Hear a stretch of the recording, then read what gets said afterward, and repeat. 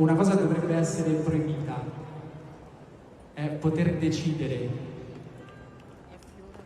cos'è una famiglia e decidere sui bambini.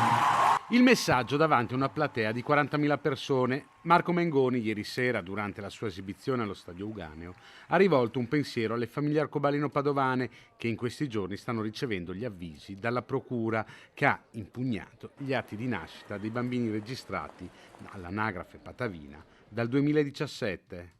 Ma non è stato il solo. Il caso Padova è salita alla ribalta nazionale ed è intervenuta a sostegno delle coppie di mamme anche Alessandra Mussolini. Quello che è successo a Padova da parte della procura che ha impugnato gli atti di nascita di bambini nati da coppie omoaffettive è indegno di un paese civile. È come andare a buttare una bomba in una famiglia e guarda caso va a colpire solo i bambini.